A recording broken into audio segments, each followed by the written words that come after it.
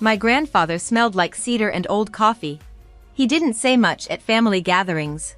Just sat in his chair near the window, watching everyone the way a person watches weather they've seen before. I used to bring him crossword books, not because anyone told me to, just because he mentioned once, quietly, that he liked them. He died on a Tuesday in February. I was the one who answered the hospital's call. The inheritance wasn't dramatic. A savings account, a modest investment portfolio, the deed to a small piece of land outside the city. His attorney, a calm woman named Patricia, read the will in a room that smelled like carpet cleaner and said my name as the sole beneficiary without ceremony. She then told me, almost as an aside, that my grandfather had written a note attached to his decision. She was the only one who came without wanting something. I folded that note and put it in my coat pocket. I haven't taken it out since, but I know exactly where it is.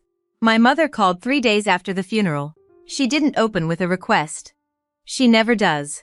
She opened with memory, stories about her own childhood with him, how difficult he was, how much she had sacrificed over the years, how the family had always assumed things would be distributed differently.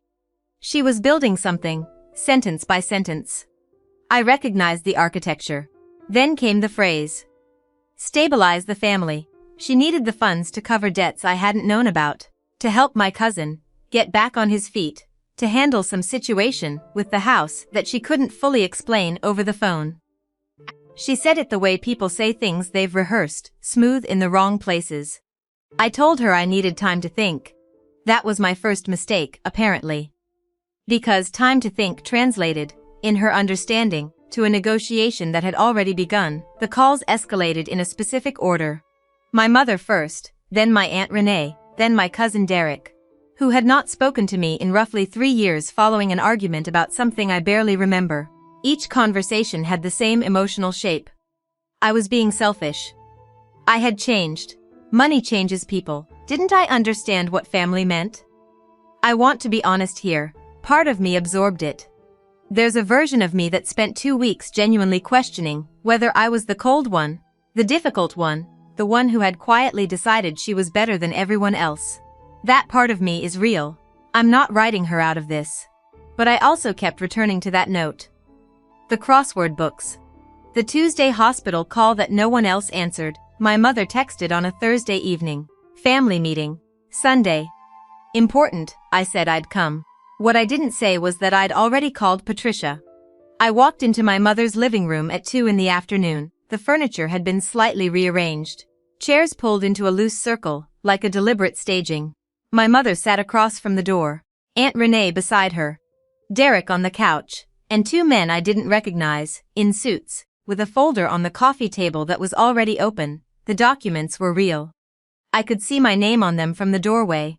My mother's expression was calibrated carefully. Not cruel, not triumphant, just arranged into something that was meant to look like inevitability.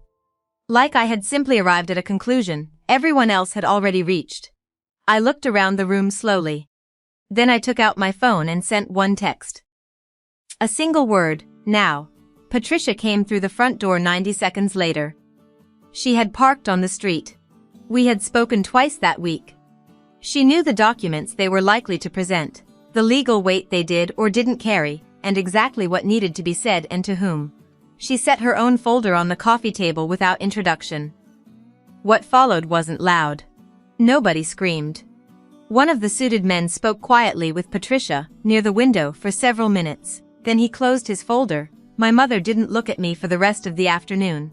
That was somehow the part that cost me the most. I drove home in silence. The inheritance is in a trust now. Structured, protected, documented, Patricia's idea, and a good one. I still have the note, still in the coat pocket. I haven't decided what to do with it yet.